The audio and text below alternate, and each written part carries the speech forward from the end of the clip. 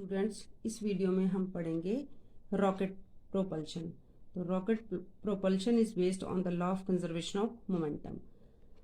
सबसे पहले हम डेफिनेशन जानेंगे कि लीनियर मोमेंटम क्या होता है। Total motion contained in a body is called linear momentum. Linear momentum depends on two factors. First is mass of the body and second is velocity of the body. तो momentum को, linear momentum को हम P से denote करते हैं। Mathematically we define it, the product of mass and velocity is called linear momentum. क्योंकि velocity की direction और मैग्नीट्यूड दोनों होता है, तो लीनियर मोमेंटम भी हमारी एक वेक्टर क्वांटिटी है। The second term is law of conservation of linear momentum. या सभी स्टूडेंट्स ने जूनियर क्लासेस में, क्लास 9th में भी पढ़ा है कि किसी भी आइसोलेटेड सिस्टम का जो टोटल मोमेंटम होता है वो कंजर्व रहता है before and after the collision when there is no external force acting on it. Isolated system means no external force acting on it. तो momentum before the collision is equal to momentum after the collision. इसका example recoil velocity of gun, here also law of conservation of momentum conserve. तो एक diagram से हम इसे समझते हैं कि total momentum before and after the collision किस तरह से इक्वल आता है। एक suppose we have a body A and B, इसकी इनिशियल वेलोसिटी u1 है, इसकी u2 है, इसका मास m1 है, इसका मास m2 है। बिफोर द कोलिजन मैथमेटिकली हम इसको इस तरह से कैलकुलेट कर लें, m1 u1 plus m2 u2। when they collide with each other they exert force on each other. Due to exerting force on each other they exchange their velocity. After the collision their velocity become v1 and v2। और mathematically जब हम इसको derive करना चाहें तो m1 v1 plus m2 v2। This is the law of conservation of momentum. Now we will study what is rocket propulsion. It is one of the important topic. It is based on the law of conservation of momentum. Rocket एक ऐसा device है जो artificial satellite को अर्थ के orbit में put करने के लिए यूज किया जाता है। It is based on the law of conservation of momentum. हम इसको मैथमेटिकली भी समझेंगे। अब इस रॉकेट जो है, जब initially at the launching pad, at that time suppose उसका मास है m0 और उसकी वेलोसिटी v0 है। When after some time t उसका मास m रह जाता है अ फ्यू सेकेंड आफ्टर, और एंड टाइम t1।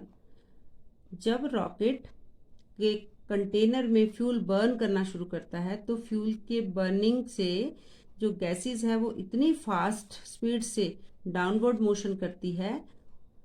उन गैस के डाउनवर्ड मोशन का जो रिएक्शन है जब रॉकेट पर एक्सर्ट होता है इन अपोजिट डायरेक्शन, तो रॉकेट उस जो रिएक्शन फोर्स है के कारण वो सरफेस से, अर्थ के सरफेस से बाहर की तरफ हाई स्पीड से मूव करना शुरू कर देता है।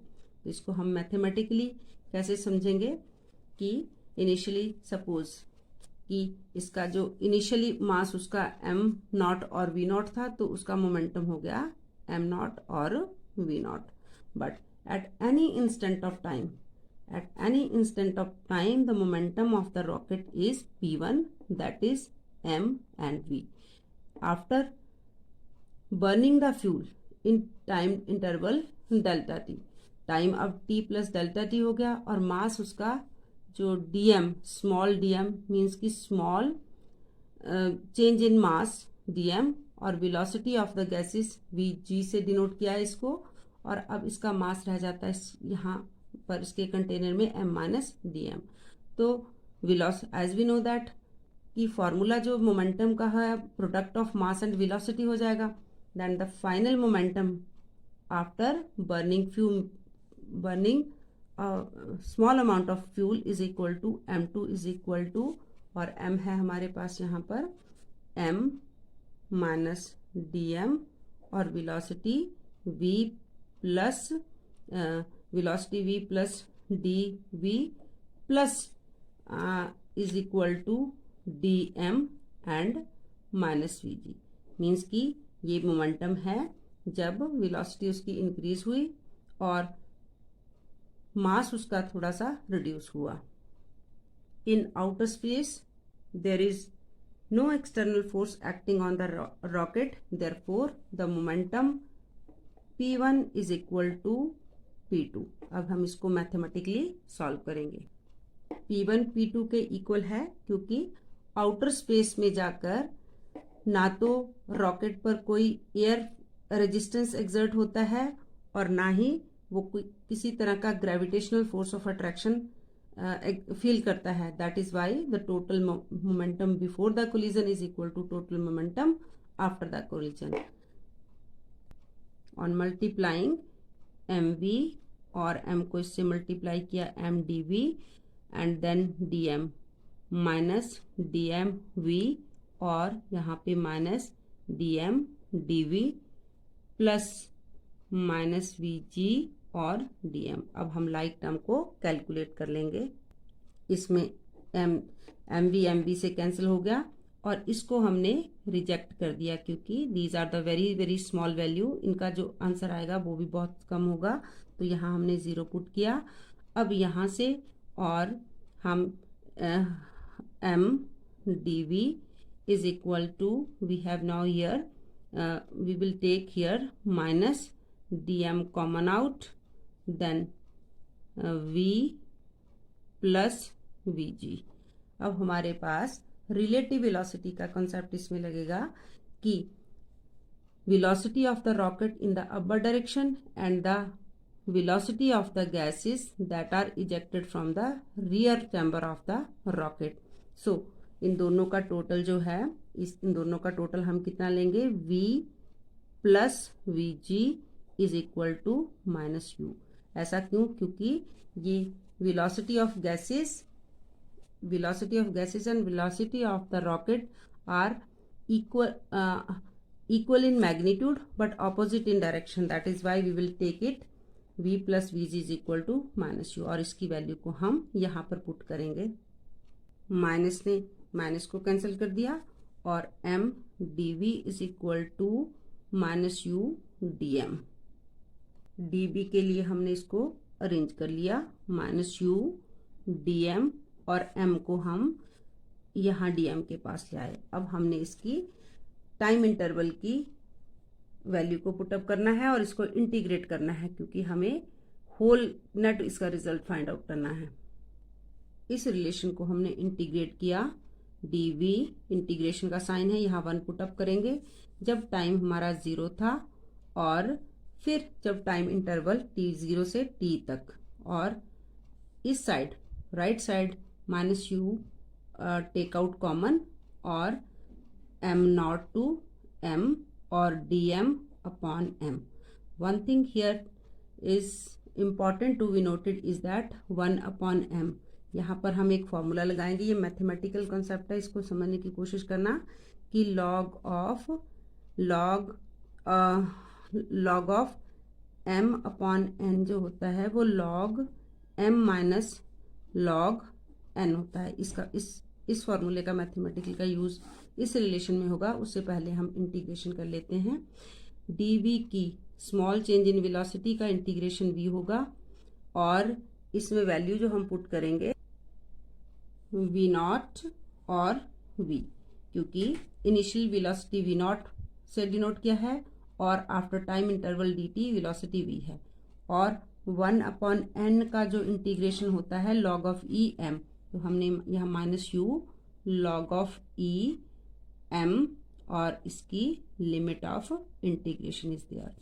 पहले हम इसको v पुट करेंगे, देन माइनस लगाते हैं अपर लिमिट डालने के बाद, फिर हम लोअर लिमिट इसकी पुट करते हैं minus you log of e exponential log और m को पहले हम m पुट करेंगे then log of m not. जब हम इसको मैथमेटिकल फॉर्मूला ये लगाएंगे log m minus n, log m minus n को हम log m अपॉन n लिख सकते हैं और ये हमारा v minus V naught is equal to minus you log of m upon m naught आ जाता है।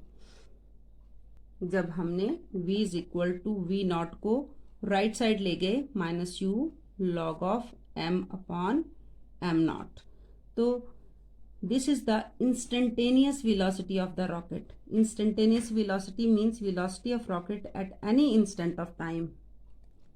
अब हम इस साइन को पॉजिटिव में पुट कैसे करेंगे, क्योंकि ये एक मैथमेटिकल फॉर्मूला है. लॉग से पहले जो कांस्टेंट होता है वो यहाँ से हटाकर हम इसकी पावर लगा देते हैं, और हमें पता है कि अगर हम बेस को रेसिप्रोकल कर देते हैं तो जो पावर है वो पॉजिटिव हो जाती है. तो v is equal to we not plus u m upon m not upon m. ये हमारी इंस्टेंटेनियस वेलोसिटी ऑफ रॉकेट हो जाता है. v नॉट को यदि हम 0 पुट करते हैं तो v इज इक्वल टू आ जाता है हमारा u log of e M not upon m. तो instantaneous velocity of the rocket depends करता है, first it depend upon the velocity relative velocity of the rocket with respect to the exhausting gas, and second one it depend upon the initial mass of the rocket to the mass of the rocket when fuel burn completely. So this is the formula for the instantaneous velocity of a rocket. अब हम discuss करेंगे upthrust on the rocket. Upthrust on the rocket means कि जो rocket है जब gases burn होती है, gas के बर्न होने से जो गैस रिलीज होती है विद द हाई स्पीड, वो उसको ऊपर की तरफ कितनी फोर्स से रिपेल करता है. Means upward force exerted on the rocket by the ejection of the exhaust gases. तो इसके लिए ये मोमेंटम है मास इंटू वेलोसिटी, मतलब स्मॉल चेंज इन वेलोसिटी और mass of the rest of the fuel as well as rocket. And this is the u हमने पहले discuss कर लिया है कि यू हमने किसको लिया है, v plus we G, relative velocity of gas और relative velocity of gas with respect to the velocity of the rocket. तो इस रिलेशन में हम क्या करेंगे, एम डी वी और माइनस यू डी एम को dividing both the side by t m, और as we know that dv upon dt हमारे पास जो रिलेशन आता है rate of change of velocity is called acceleration. तो this is m a minus U D M upon D t. what is here dm upon dt? dm upon dt is the rate of change of the mass of the exhaust gases and f according to Newton's second law motion का जो formula f is equal to m में इसको हम f put up कर देते हैं minus U D M upon D T. This is the upthrust which is also called instantaneous force या फिर upthrust is equal to minus U D M upon D T. Means की upthrust depend upon the velocity of the gas with respect to the rocket, and upthrust or relative velocity of gases with respect to the rocket are equal in magnitude but opposite in direction. This negative sign indicate in this mathematical relation. The next thing for discussion is burnt out speed of the rocket. As we know that this is the relation for instantaneous speed of the rocket. V is equal to U log E m naught upon m. जब पूरा fuel burn हो जाएगा तो m हमारा mc हो जाएगा, क्योंकि at that time the speed of the whole fuel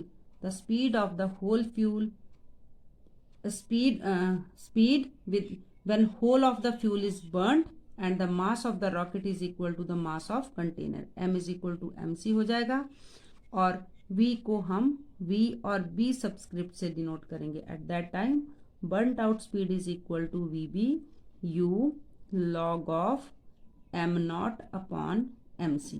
This is the burnt out speed of the rocket, because अब जो रॉकेट है अर्थ के आउटर स्पेस में पहुंच जाएगा. यहाँ पर किसी तरह की ना तो कोई ग्रेविटेशनल फोर्स होती है, ना ही किसी टाइप की कोई उस पर एयर रेजिस्टेंस एक्सर्ट करती है. एट दैट टाइम और speed of the rocket become constant. This is the final calculation and final derivation of rocket propulsion, repeat it again and again, and as well as read it from the book so that your concept become stronger.